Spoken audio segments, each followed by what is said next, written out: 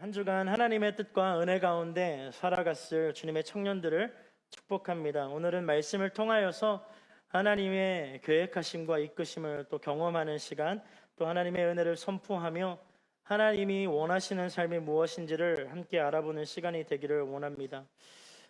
오늘 우리가 살펴볼 말씀은 예수님이 스스로 포도나무라고 설명하시는 말씀이에요. 무슨 이야기냐면 예수님을 포도나무에 비유하고 또 하나님과 예수님의 관계, 그리고 우리의 관계를 설명하고 있는 본문인 것입니다. 지난주 우리는 이 시대 가운데 어떤 모습으로 예배해야 하는지를 함께 살펴보았습니다.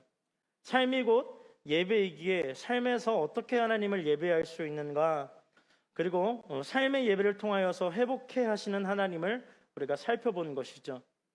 오늘은 우리가 예배와 삶을 통하여 주님과 어떤 관계를 만들어가야 하는지, 혹 주님이 우리와 어떤 관계를 맺어가고 싶어 하시는지를 말씀을 통하여 살펴보기를 원합니다. 그 은혜가 우리 가운데 있기를 원하고, 주님과의 관계가 이런 관계구나, 주님께서 우리의 삶에 이러한 열매를 맺기를 원하시는 거구나 라는 것을 좀 살펴보며 그 가운데 우리가 은혜를 누리기를 원합니다. 첫 번째, 우리는 열매 맺는 인생으로 부름받았다라는 사실을 알아야 합니다. 1절 말씀을 함께 살펴보겠습니다. 1절 말씀입니다. 나는 포도나무요 내 아버지는 농부시다. 아멘. 여러분, 1절을 통해서 예수님은 당신이 참 포도나무라고, 그리고 하나님을 농부라고 비유하십니다. 여기서 우리가 조금 재밌게 살펴봐야 하는 것이 있어요. 왜 예수님께서 당신을 참 포도나무라고 이야기하셨을까요?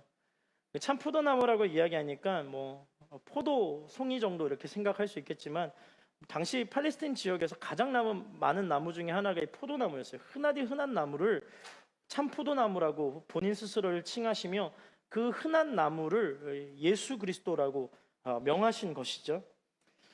우리가 조금 알아봐야 할 것은 이스라엘 사람들은요, 구약 시대 때부터 쭉 말씀을 통하여서 스스로를 포도나무로 표현했습니다. 하나님도 이스라엘을 포도나무로 부르셨어요. 그러니까 포도나무로 부르신 이유는 거기에 합당한 의미가 있다라는 것이죠. 포도나무의 의미는요, 축복과 풍성함을 상징합니다. 그러니까 포도송이를 우리가 봤을 때 이 풍성한 포도송이를 생각하게 되는 것이죠. 그런데 이스라엘 백성 앞에서 예수님은 스스로 참 포도나무라고 말씀하신 이유가 있어요. 그것은 유대인들을 향하여서 그들이 포도나무와 같지 못하다라고 이야기하고 싶어서였습니다. 너희는 포도나무로 부름을 받았는데 더 이상 포도나무처럼 삶을 살아내지 못하는구나. 포도나무라고 알고 있었던 너희는 하나님께로부터 점점 멀어졌고 이제 더 이상 포도나무의 역할을 하지 못한다. 그러니까 내가 참 포도나무로 왔다라고 말씀하시는 거예요.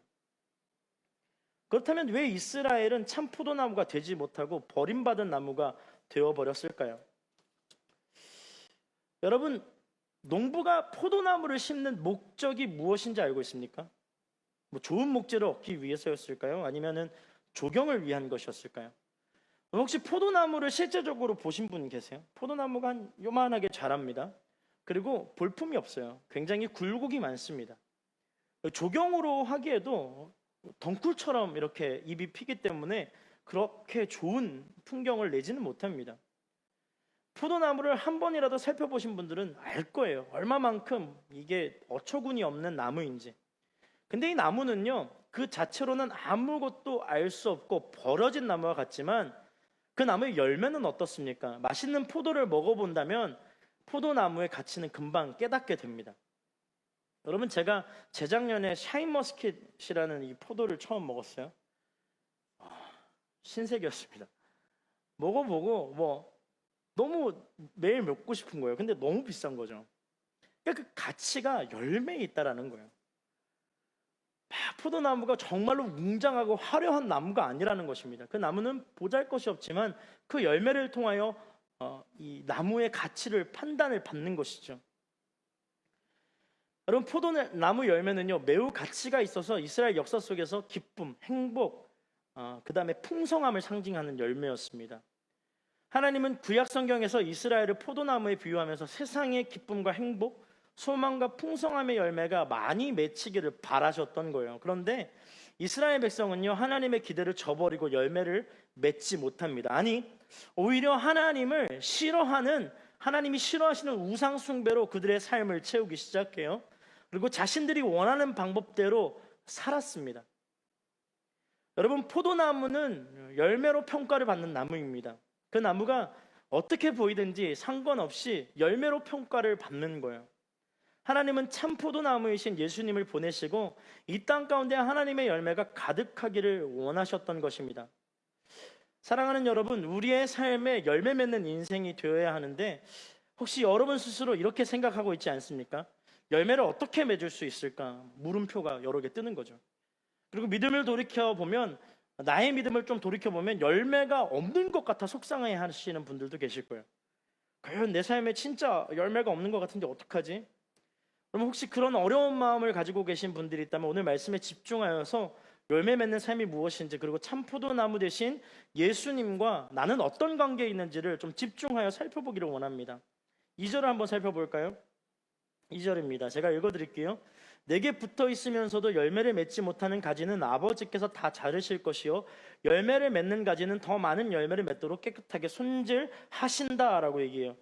2절을 보면 내게 붙어 있으면서도 열매를 맺지 못하는 가지는 하나님 아버지께서 자르신다라고 말씀하세요. 여기서 가지는요, 하나님의 부름을 받은 그리스도인을 명합니다. 즉 우리가 가지라는 거예요. 오늘 예배를 드리는 우리는 모두 포도 가지의 역할을 감당하는 것입니다.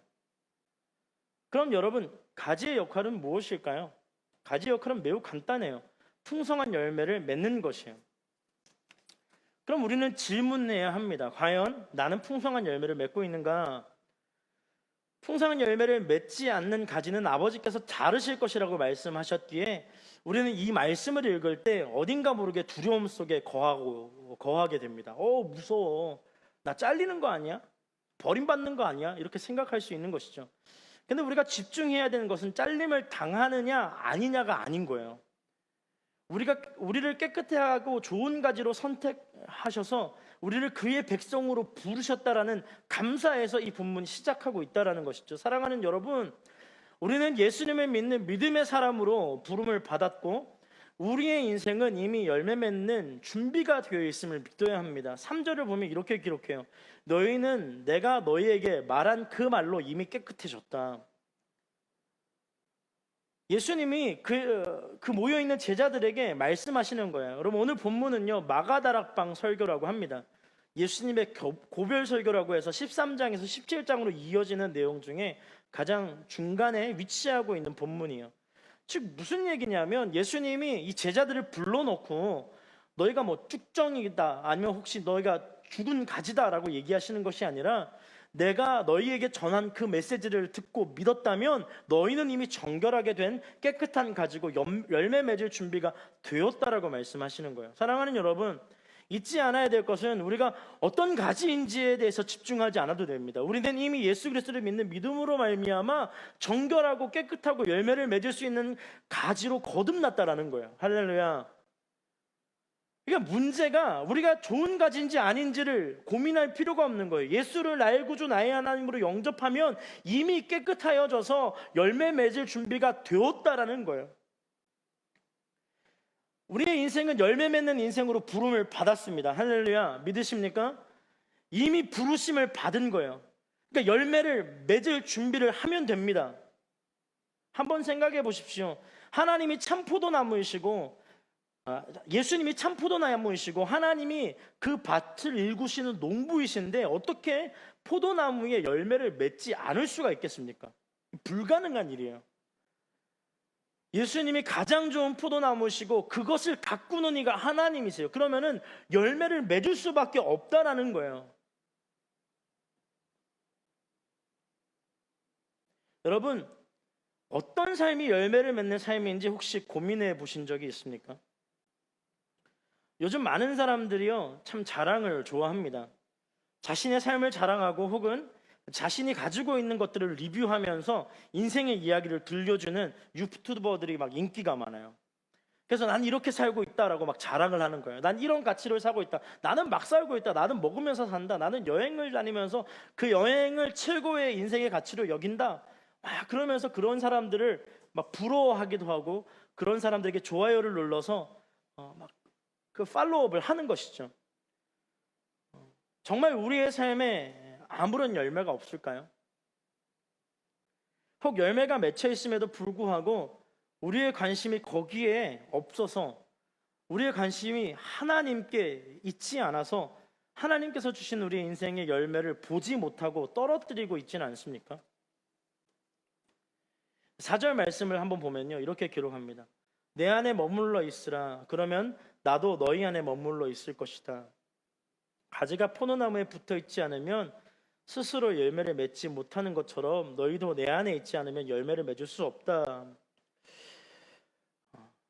여러분, 열매를 맺는 삶은요, 이 두 번째 포인트인데요, 주님과의 관계에서 시작이 됩니다. 열매를 맺고 싶어요. 열매를 잘 맺어야 할 것 같아요. 그리고 내 안에 열매에 대한 부담감이 있어요. 나도 열매 맺는 인생을 살았으면 좋겠어.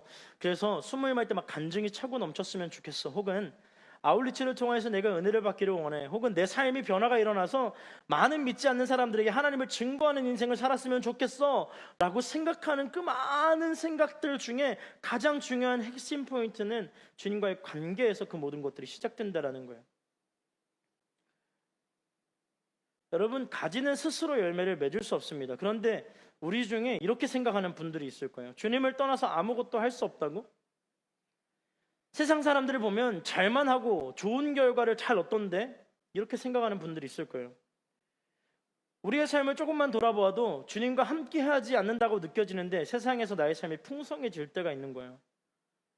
예배를 드릴 시간이 없다고 생각해서 예배를 포기하고 공부를 하는데 시간적으로 여유가 막 생겨서 공부에 집중이 더 잘 되는 것 같은 거예요. 사회생활도 잘할 수 있다고 느껴지는 거예요. 여러분, 왜 그렇게 잘 된다고 착각할 수 있을까요? 바로 열매의 주인이 나라고 생각할 때 이런 오류에 빠지게 됩니다. 그럼 여기서 우리는 열매에 대한 정의를 다시 세워야 해요. 여기서 문제가 시작되기 때문입니다. 오늘 살아가는 많은 그리스도인들이요, 자신의 삶의 열매를 단순히 의식주, 먹고 사는 문제에 초점을 맞춰 생각해요. 그러니까 내가 잘 먹고 잘 살고 잘 입고 그래서 내가 잘 되는 걸 자랑하고 싶은 거예요. 잘하고 있다라고 사람들에게 칭찬받기를 원합니다. 물론 잘 먹고 잘 살고 남들이 눌러볼 만한 위치에 성공한 그 열매의 기준을 삼는 것이 잘못된 것은 아닙니다. 단 예수님을 알기 전에 가능해요. 이게 중요합니다. 예수님을 알기 전에는 우린 다 할 수 있어요. 왜냐하면 세상에서 가장 좋은 것들을 선택하면서 살아가는 것이 삶의 우선적인 위치에 놓여져 있을 수 있기 때문입니다. 그런데 예수님을 믿고 난 이후에 우리의 삶의 열매는요, 하나님의 영광이 되는 열매를 맺어가야 하는 거예요. 8절 말씀을 한번 보겠습니다. 8절이에요. 너희가 열매를 많이 맺으면 내 제자가 되고 그것으로 아버지께서 영광을 받으실 것이다. 그러니까 우리의 영광이 나의 영광이 아니라, 우리의 열매의 영광이 나의 것이 아니라 하나님 것에 있음을 인정하는 것, 거기서부터 예배가 시작되고 열매의 그 결과론적인 그 모습이 보여지기 시작하는 거예요. 하나님의 나라를 이 땅 가운데 세우는 것, 힘들고 소외된 자를 정성을 다하여 돕는 것, 그들의 삶이 어디에 있는지를 궁금해하는 것, 거기에 주님의 열매가 있는 거예요. 여러분 혹시 여행을 좋아하십니까? 많은 사람들이 여행을 좋아합니다. 여행을 하는 목적은 다양하겠지만 대부분의 많은 사람들은요, 다른 사람들이 가봤다고 하는 곳, 나도 가보고 싶다라는 마음으로 시작하죠. 제가 이 휴가를 이렇게 가고 싶어서, 휴가가 이제 있죠, 저희 교육자들도. 그래서 막 제주도 휴가지를 막 알아보는데, 여러분 더 놀라운 것은요, 주변에 제주도 갔다 오신 분들 많겠지만 유튜브에 없는 관광지는 없습니다. 근데 왜 가보고 싶을까요? 이 사람이 갔던 데를 가보고 싶은 거예요. 정말 저렇다고? 정말 저렇다고 막 그래서 검색해서 꾸역꾸역 찾아서 가면 생각보다 그리 좋지 않았던 기억들이 더 많죠. 근데 그곳에서 뭘 합니까? 우린 대부분 사진을 멋있게 찍죠. 그래서 어떻게 합니까? 인스타에 올립니다. 나도 갔다 왔노라. 너도 가야 한다. 막 안 가보면 안 될 것처럼 막 샵을 해시태그를 달아서 막 글을 써요. 헐 대박 좋은 곳, 신선한 공기, 바람. 알고 보면 막 비 오고 있고 막 바람이 불어서 머리가 엉켜 있고. 여러분 우리는 사람들이 많이 가보고 또 그들이 거하였던 곳을 가고 싶어 해요. 그런 걸 우리는 관광 여행이라고 이야기합니다. 관광 여행의 목적은 남들이 가본 곳, 나도 가기를 원한다 에서 시작이 돼요. 남들보다 뒤처지지 않는 마음 혹은 남들과 같은 위치에 있기를 경험하고 싶은 마음에서 이것이 시작이 되는 것입니다. 그런데 아무도 가고 싶지 않고 그곳에 가면 나보다 남을 위하여 더 헌신해야 되고 그곳에서 하나님의 복음을 전해야만 하는 여행을 우리는 선교 여행이라고 이야기합니다. 그러니까 두 가지 여행이 있지만 그 두 가지의 갈래길에 우리가 서 있는 것이에요. 여러분 필리핀을 혹시 가보신 분이 있다면 필리핀 마닐라에 아주 중요한 관광지 중에 마닐라 베이라는 곳이 있습니다. 석양이 아주 좋습니다. 그래서 관광지로 매우 유명한데요. 마닐라 베이 한쪽 끝퉁이에는 관광하는 차들이 절대 진입을 못하게 하는 톤도라는 쓰레기장이 있습니다. 정확하게 얘기하면 삼거리에서 좌회전을 하면 마닐라 베이고요. 우회전을 하면 톤도 쓰레기장이에요. 근데 우회전을 하는 차량을 막는 경찰들이 굉장히 많습니다. 왜냐하면 필리핀의 치부를 드러내기 싫은 것이죠. 그런데 대부분 아울렛을 가면 우리가 왼쪽으로 갈까요? 오른쪽으로 갈까요? 오른쪽을 선택합니다. 아무도 가지 않고 아무도 허락되지 않는 그 공간을 찾아가 무엇을 하는 것입니까? 하나님의 사랑을 증거하고 주님이 보여주신 일들을 행하기를 원하는 것이에요. 그래서 여러분 열매 맺는 인생은 힘들고 어렵습니다. 외로워요. 많은 사람들이 함께 가지 않는 그 길을 주님이 함께 가자라고 말씀하십니다. 그 외로운 길을 홀로 걸어가기 시작할 때 비로소 그 길에서 하나님의 영광이 드러나기 시작한다라는 거예요. 세상은 관광을 하면서 성공한 인생이라고 이야기합니다. 그런데 예수님은 관광은 나와 상관없다라고 말씀하세요. 열매 맺지 못하는 가지다라고 얘기합니다. 선교적 삶은 나와의 동행이며 그것을 위하여 내가 너를 불렀다라고 말씀하시는 것입니다. 4절 초반에 보면 이렇게 기록합니다. 내 안에 머물러 있으라. 그러면 나도 너희 안에 머물러 있을 것이다. 여러분 죽지 않고 살아서 열매를 맺는 길은요, 이 가지가 주님 안에 머물러 있는 것밖에 없는 거예요. 주님 안에 머물러 있기를 소망하는 자는 올바른 열매를 맺게 됩니다. 그러니까 주님을 갈망해야 돼요.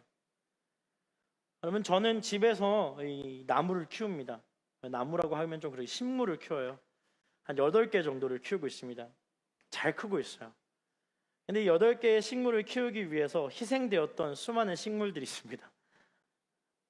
많은 식물을 하늘나라로 떠나 올려 보냈습니다. 근데 뭐가 문제였을까요? 그러니까 정확한 타이밍에 물을 주지 못했고 정확한 타이밍에 이렇게 햇볕을 쬐이지 못했던 것이죠. 그러니까 영양분이 제대로 공급되지 않으니까 죽어가는 거예요. 마치 우리 인생에 열매가 없는 이유가 그와 같지 않을까요? 제대로 된 시간에 제대로 된 말씀을 공급받지 않고 스스로가 고갈되어 나아가는 것.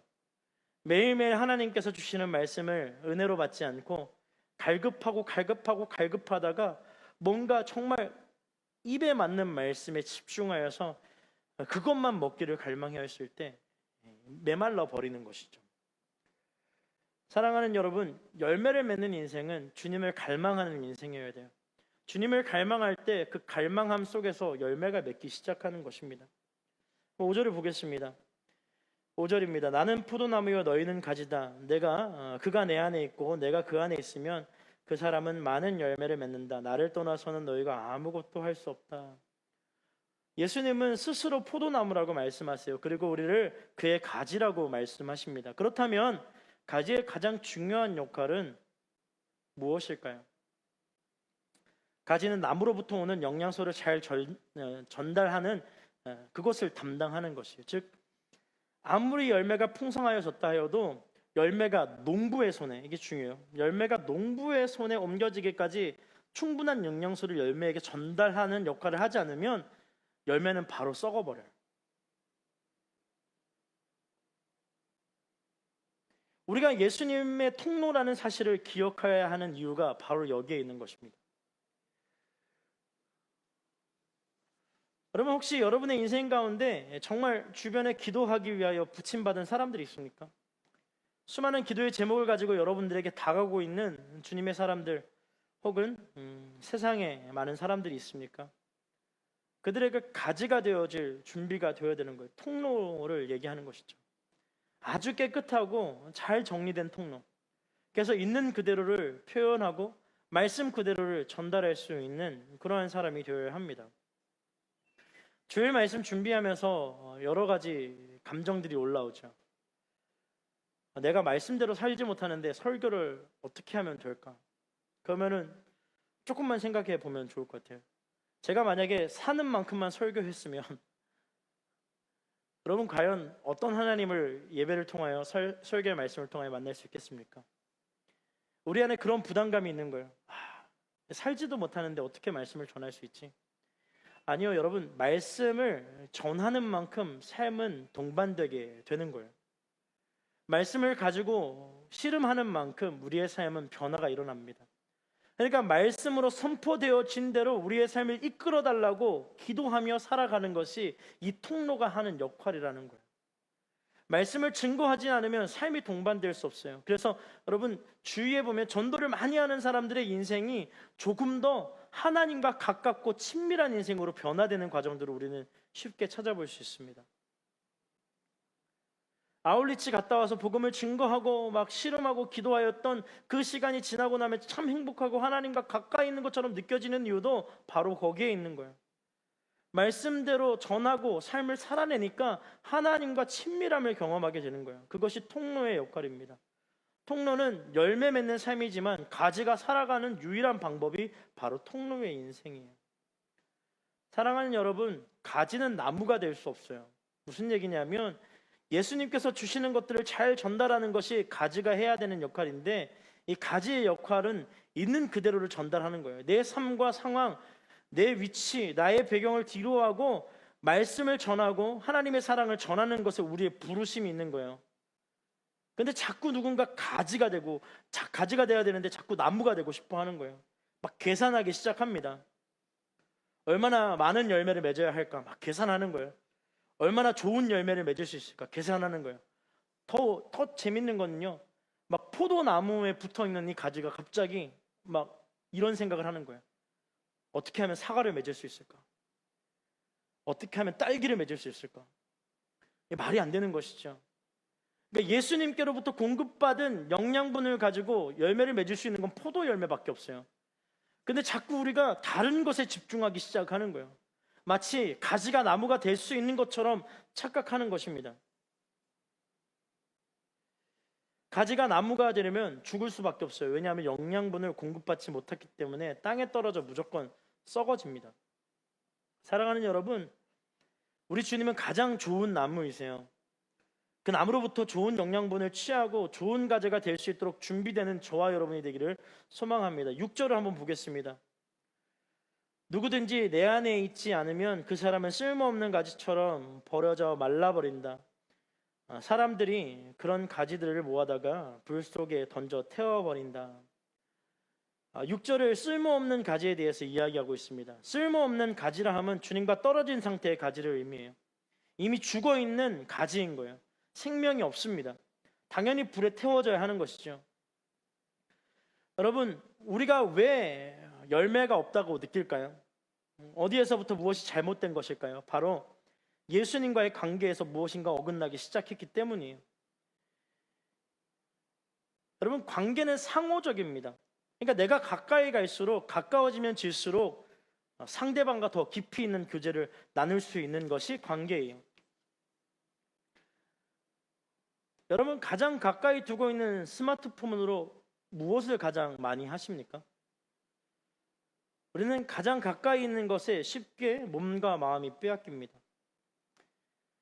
가까이 하는 것과 함께 성장하기 때문이에요. 여러분, 저는 기타를 굉장히 좋아했었습니다. 지금도 기타를 보는 것을 즐겨 합니다. 저에게 놀라운 능력이 생겼습니다. 멀리서 기타의 사진을 보면 그 기타가 어느 브랜드 기타인지를 어느 정도 맞춥니다. 왜 그럴까요? 너무 많이 봤기 때문이에요. 너무 맡기니까 이 열매로 이렇게 드러나기 시작하는 거예요. 픽가드가 어떻게 생겼는지, 헤드가 어떻게 생겼는지, 브릿지가 어떻게 생겼는지, 기타의 바디 쉐입이 어떻게 생겼는지, 헤드 머신 관련된 거, 연도가 언제 건지.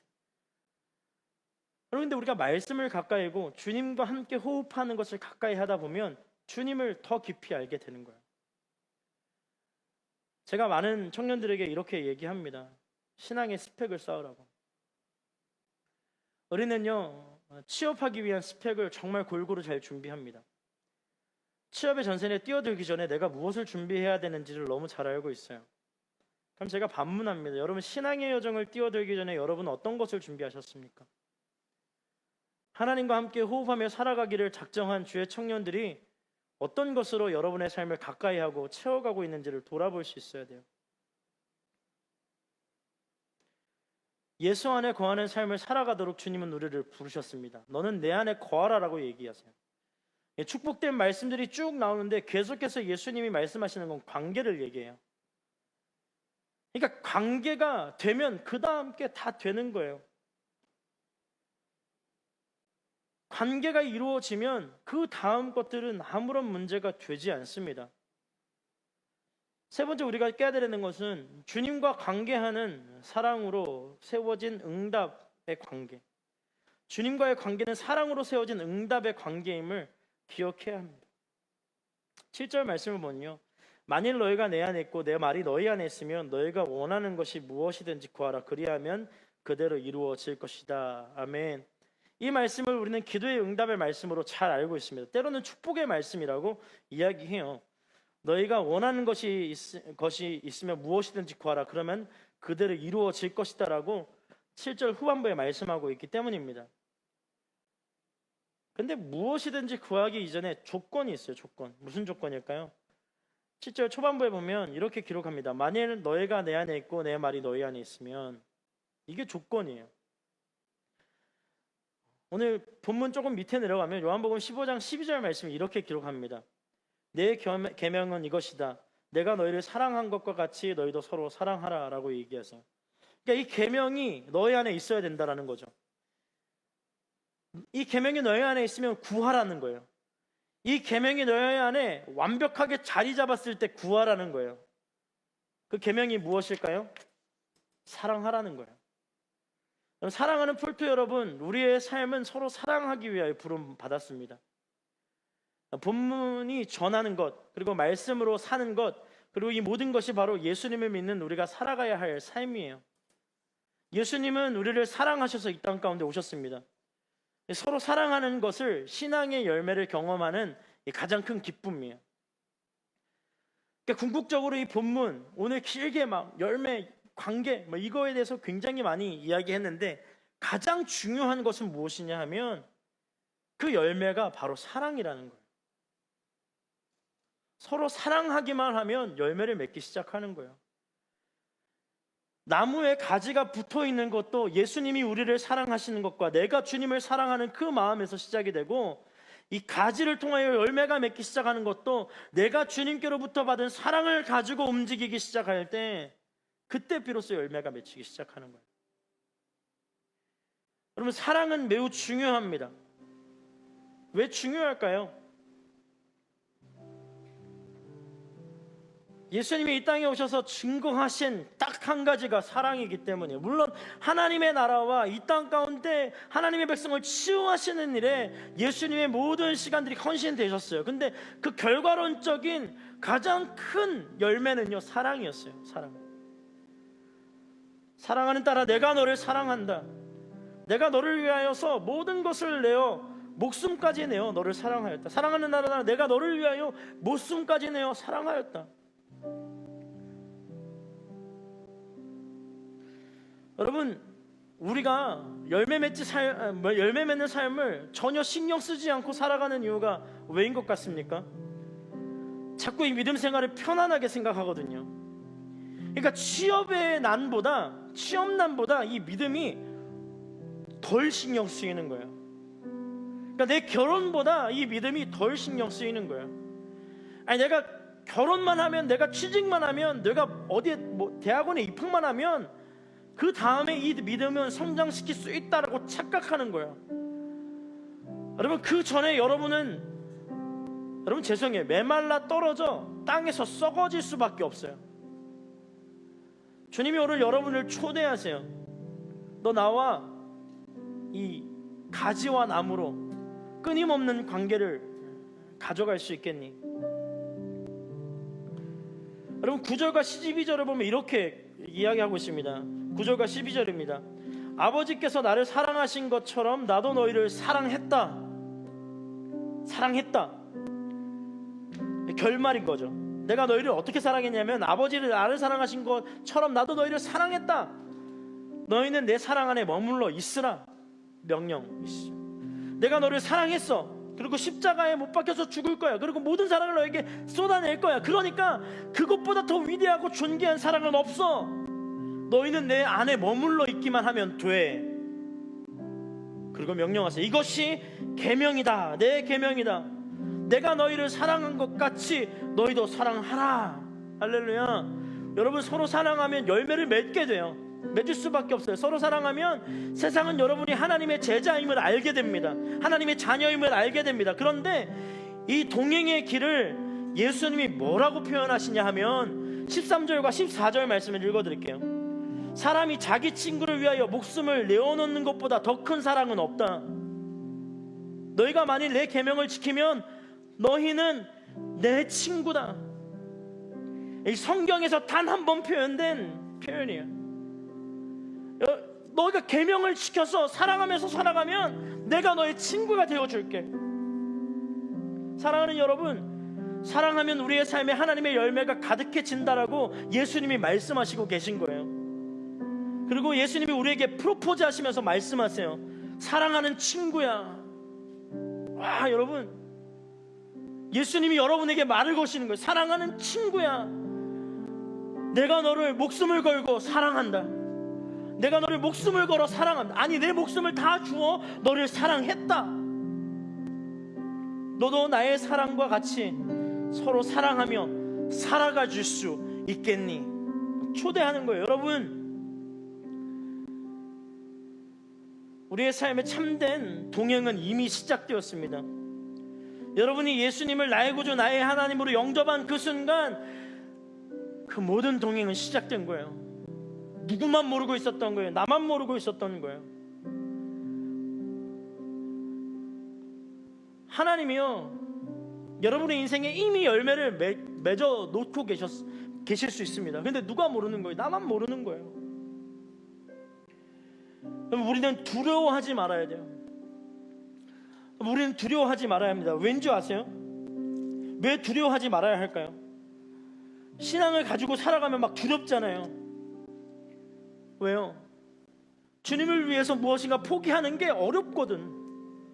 아니, 주님 조금만 주님 이해해 주시면 세상 조금만 포기하고 주님 따라갈 수 있을 것 같은데, 말씀을 보니까 세상을 완전 포기해야 될 것처럼 이야기하시니까 저 주님 열매 맺는 것보다 일단 세상에 먼저 집중할게요. 이상한 믿음이 생겨나기 시작하는 거예요.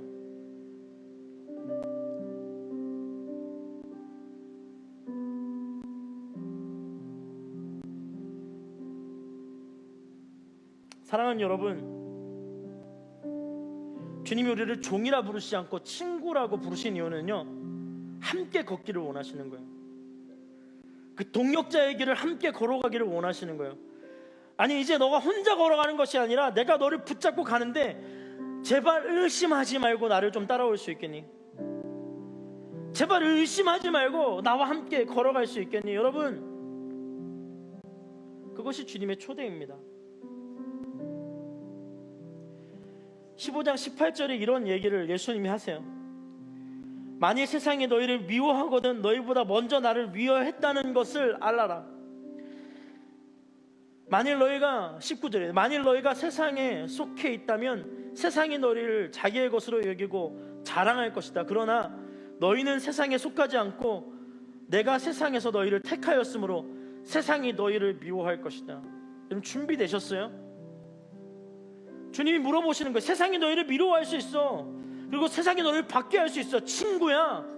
근데 걱정하지 마. 세상이 너희를 받게 하는 것 나를 먼저 미워하기 때문이야. 세상이 너를 싫어하는 것 나를 싫어하기 때문이야. 근데 너는 나의 편이 되어줄 수 있겠니라고 주님이 아주 정중히 이 마지막 고별 설교로 제자들 앞에서 말씀하시는 거예요. 너 나와 함께 해줄 수 있겠니? 근데 결과 여러분 잘 아시죠? 누가 예수님 곁에 남았습니까? 아무도 남지 않았어요.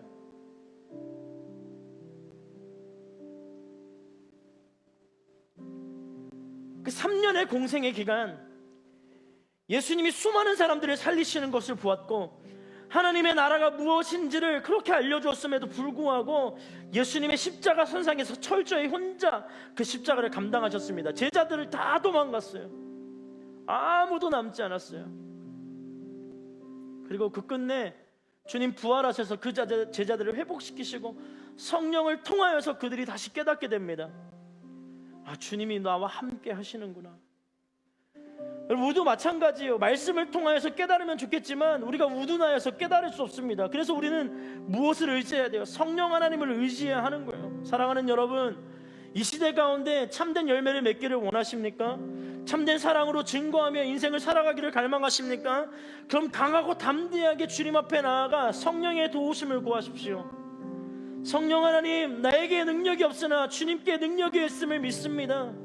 사랑할 만한 힘과 용기를 허락하여 주셔서 주님을 깨닫게 하여 주옵소서. 그럼 오늘 시간 우리가 함께 찬양하며 주님 앞에 나아가기를 원합니다. 주님은 우리를 가장 존귀한 존재로 부르셨어요. 그리고 우리가 주님의 나라를 향하여 달려가기를 원하십니다. 그 나라를 우리가 선포하며 품으며 성령의 도우심을 기대하며 이 시간 찬양으로 함께 나아가겠습니다. 나의 사랑, 나의 사랑, 너는 어여쁘고 참 귀하다. 어느 보석보다 귀하다. 내가 사랑스럽지 않을 때 너를 온전히 사랑하고 너와 함께하려 내가 왔노라. 주의 사랑, 이 사랑은 결코 변치 않아. 모든 계절 돌보시네. 푸른 마르고 꽃을 시드나 주의 말씀은 신실해. 실수가 없으신 주만 바라라. 주님의 나라와 주님의 나라와 뜻이 나의 삶 속에 임하시며 주님 알기를 주만 보기를 소망해. 거룩히 살아갈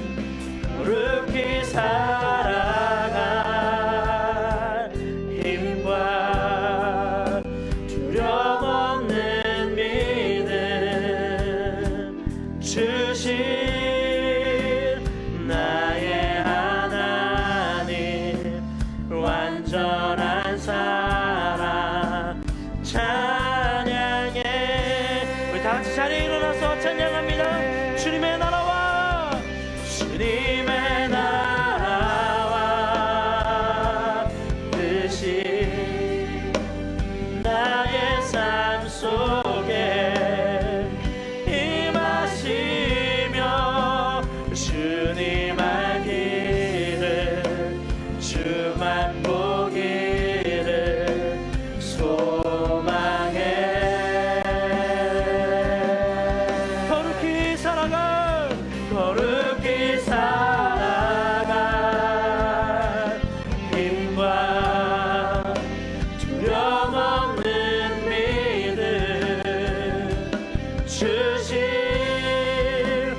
나의 하나님 완전한 사랑 찬양해 찬양하리 찬양하리 만군의 주 영원히 함께 하시네 존귀하신 사랑의 왕 영원히 통치하신 주님의 나라와 주님의 나라와 뜻이 나의 삶 속에 임하시며 주님 알기를 주만 보기를 소망해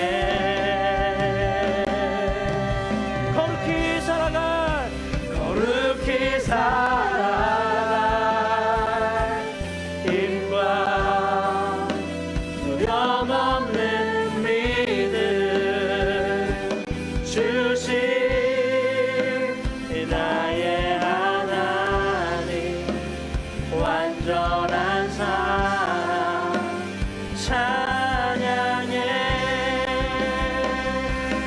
오늘 시간 우리가 기도하며 나아갈 때 하나님 주님의 마음을 알게 하여 주옵소서 주님과 함께 연결되어 있음을 기억하게 하여 주옵소서 주님과의 관계를 돌아보게 하여 주시고 떨어져 있고 소외된 관계가 다시 주님께 손을 뻗는 관계가 되게 하여 주옵소서 주의 말씀을 가까이 하는 인생이 되게 하여 주시고 주의 은혜를 사모하는 인생 주님의 능력을 의지하는 인생이 되게 하여 달라고 주여 한번 부르짖고 통성으로 기도하며 나아갑니다 주여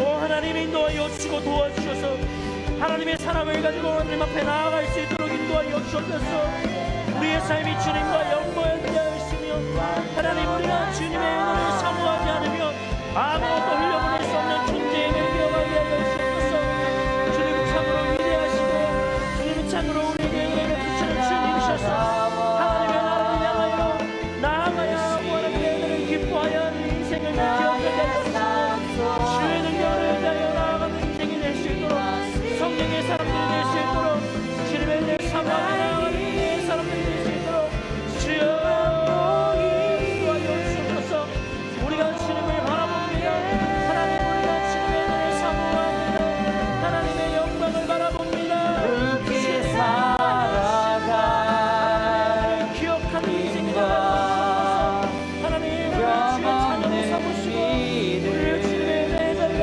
인도하여 주시옵소서 하나님을 바라보는 삶이 되게 하옵소서 하나님 포도나무의 열매가 것처럼 우리의 삶에 주의 참음을 맺는 인생이 되게 하옵소서 사랑하라고 하셨는데 사랑하게 하여 주옵소서 사랑하라고 하셨는데 주님의 사랑을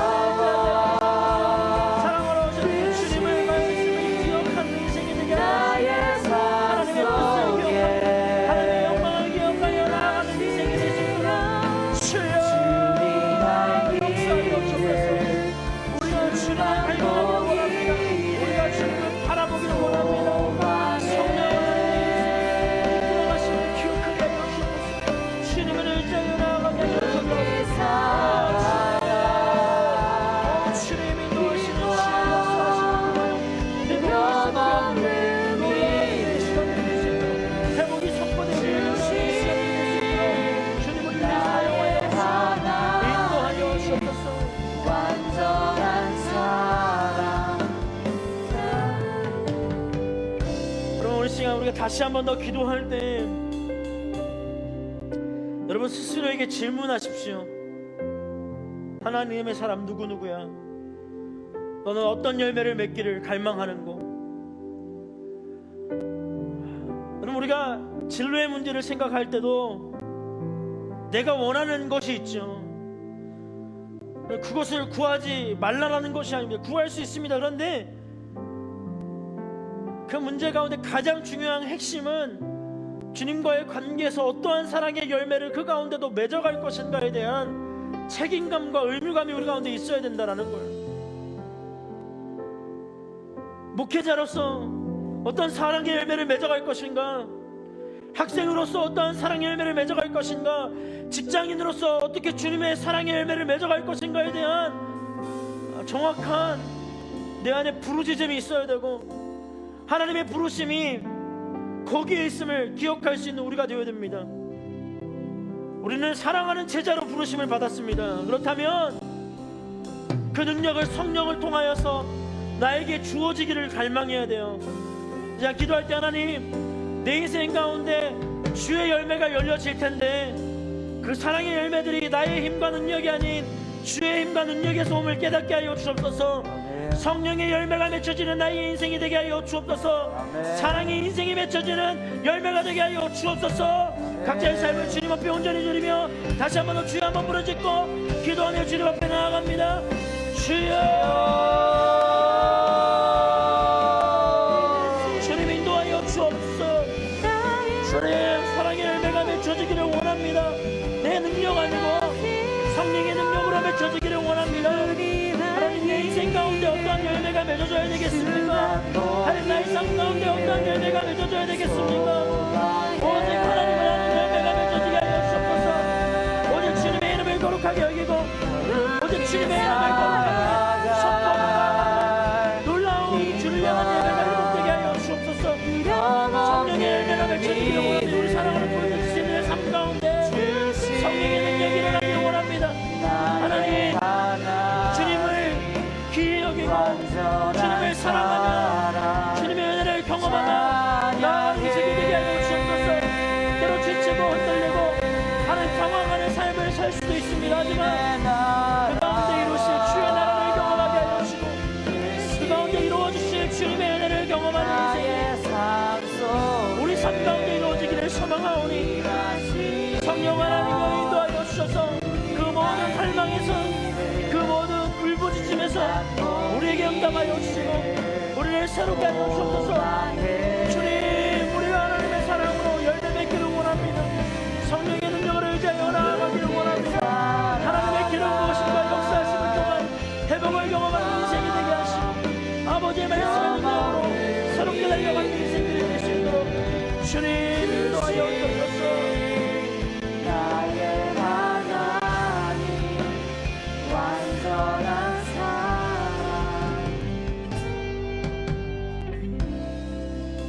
하나님, 우리의 인생을 돌아봅니다.